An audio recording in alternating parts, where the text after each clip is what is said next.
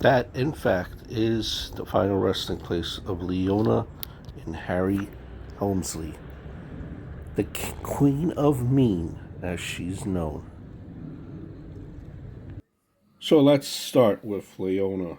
She was born Lena Mindy Rosenthal, Marbleton, New York, to Polish Jewish immigrants. Ida Popkin, a homemaker, and Morris Rosenthal, a hat maker. Her family moved to Brooklyn while she was still a girl, and they had moved six more times before settling in Manhattan. Here we look at the Helmsley buildings, which is what Leona and her husband Harry were known for. They were, you know, business people. They had, managed hotels and real estate property. We'll get to that. After dropping out of Abraham Lincoln High School to seek her fortune, she changed her name several times over a short period before finally going by Leona Mindy Roberts and having her surname legally changed to Roberts. Leona, as we're going to uh, the final resting spot of Leona and Harry Helmsley. Leona's first husband was an attorney whom she divorced in 1952, and that was her only son. She had her only son through Leo. Jay. Jay was born in 1940. He passed away in 1982. He had four children. Did Jay with his wife Mimi. So Leona had grandchildren, obviously.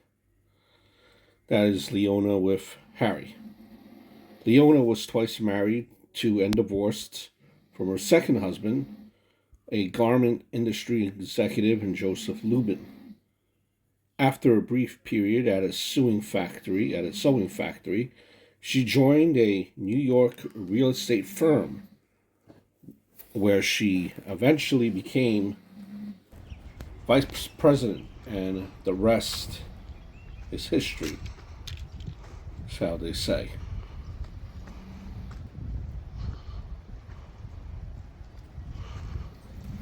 In 1968, while Leona was working as a condominium broker, she met and then began her involvement with the then married real estate entrepreneur Harry Helmsley.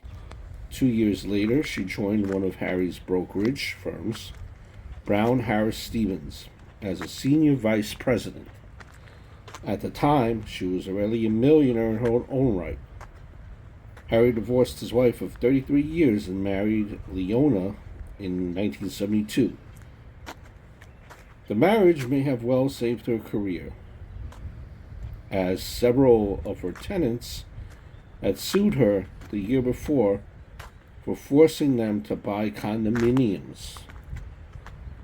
They won, and she was forced not only to compensate the tenants, but to give them 3-year leases. Her real estate license was also suspended, so she focused on running Harry's growing hotel empire. Here's another picture of another hotel here in New York City at the time. So, under Leona's influence, Harry he began a program of converting apartment buildings into condos. He later concentrated on the hotel industry. He built the Helmsley Palace Hotel on Madison Avenue. Together, the Helmsleys built a New York real estate empire that included 230 Park Avenue, the Empire State Building, and the Tudor City apartment complex on the east side, as well as Helmsley Spear Incorporated, the managing and leasing business. Here we are at the front of the final resting spot of where the Helmsleys are, along with their son Jay. This place is huge. It looks like, and I don't know if the video is doing it justice, but it looks like a hotel. I mean, it looks like, I'm exaggerating, but it looks like something the size of a regular house for some people here in New York. That's how big it is, and I will go around the back for you. The other thing said about you was that you used to swim in your pool upstairs and you had your own chef handing you a shrimp as you came out of the water. Oh, yes. Firstly, so stupid. The shrimp is high cholesterol. I've been on a low cholesterol diet because of my family's history, which is a horror. So,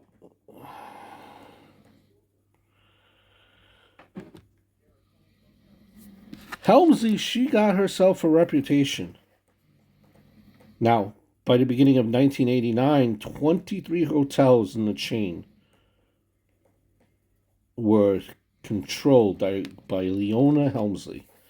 She was featured in an advertising campaign portraying her as a demanding queen who wanted nothing but the best for her guests.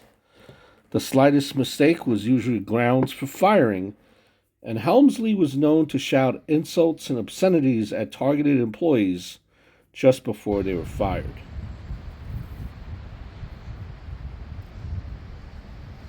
Again, I cannot. This place is located in Sleepy Hollow, her final resting spot. It's literally by a creek. And looking in the inside there, you can see the skyline, the stained glass window, the skyline of New York City.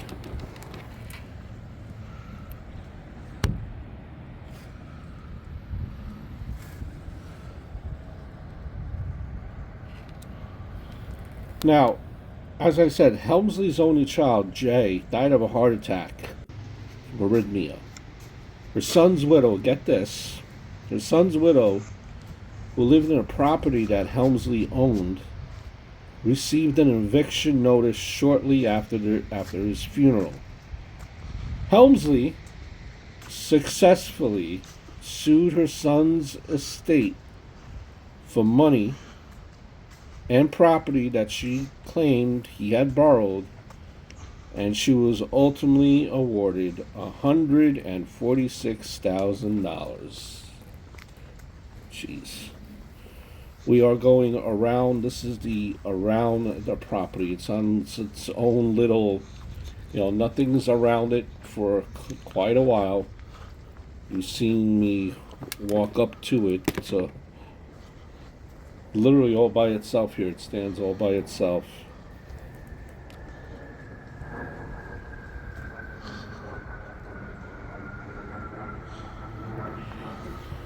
Helmsley was known as the Queen of Mean.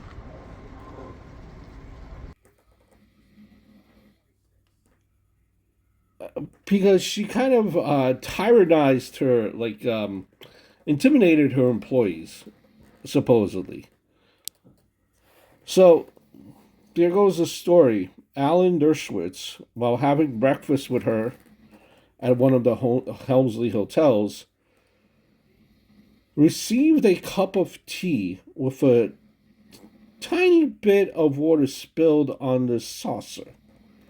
Now, Helmsley grabbed the cup from the waiter and smashed it on the floor, then told him, supposedly, to beg for his job. In another account of Helmsley's behavior, she had a barbecue pit constructed for her home. The work was performed by an individual, a personal friend of Jeremiah McCarthy, the chief engineer of Helmsley Spear. When the final bill came to $13,000, she refused to pay, citing workmanship. When McCarthy pleaded with her to honor the bill, citing the favor done on his behalf and informing her that the man that had done this had 6 children to support, Helmsley replied, "Why didn't he keep his pants on? Then he wouldn't need the money."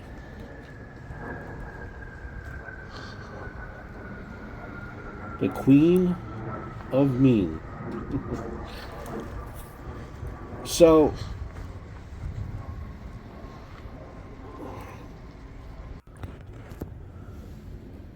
Leona Helmsley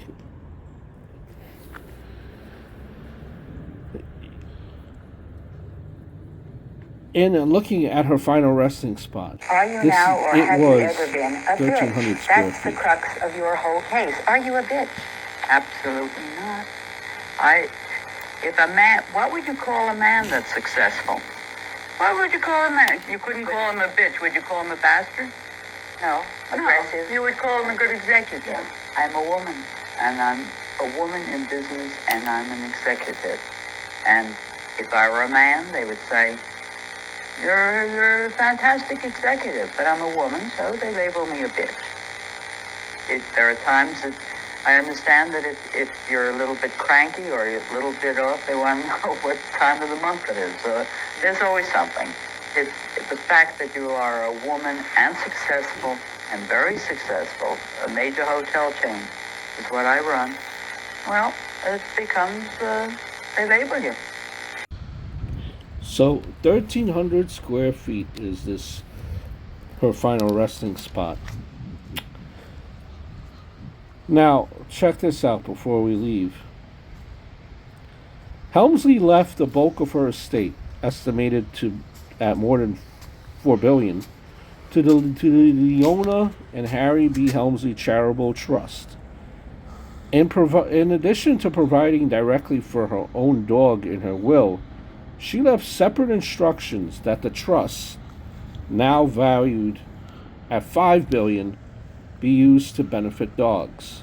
The courts have ruled that the trust is not legally bound to wishes separate from the trust documents. The will left her Maltese dog Trouble a $12 million trust fund. This sum was subsequently reduced to $2 million as excessive to fulfill its purpose. Her choice was branded third in Fortune magazine, 101 Dumbest Moments in Business of 2007. Trouble lived in Florida with an individual who was the general manager of the Helmsley Sandcastle Hotel, with several death threats have been received. The caretaker of Trouble stated that the $2 million would pay for the dog's maintenance for more than 10 years, the annual $100,000 for full-time security, $8,000 for grooming, and $1,200 for food. The caretaker was paid a $60,000 annual guardianship fee. Now, the dog Trouble died at the age of 12 in 2010, at which time the remainder of the funds reverted to the Leona and Harry Helmsley Charitable Trust. Although Helmsley's wishes were to have the dog interred with her in the mausoleum that she's being buried in, New York state law prohibits interment of pets in human cemeteries, and the dog was subsequently cremated. Now, Leona Helmsley had 4 grandchildren.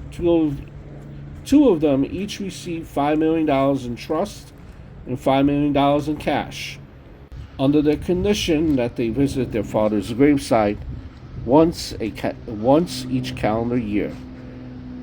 Their signing a registration book would prove that they had visited the grave. Her other 2 grandchildren, Craig and Megan, or Megan, they, well, received nothing. In a 2008 judgment, a Manhattan court judge ruled that Helmsley was mentally unfit when she executed her will. The judge reduced the $12 million trust fund for the pet trouble to $2 million. Of the $12 million originally of the $10 million that was originally meant for trouble, $4 million was rewarded to the charitable trust, and $6 million was awarded to Craig and Megan, who had been not included in the will. The ruling requires that they keep silent about their dispute with their grandmother and to deliver to the court any documents they have about her. She left $15 million for her brother Aaron. Helmsley also left $100,000 to her chauffeur as well. There you have it, folks. Just a little bit of the story about Leona and Harry Helmsley. Man, were they rich. Some say ruthless.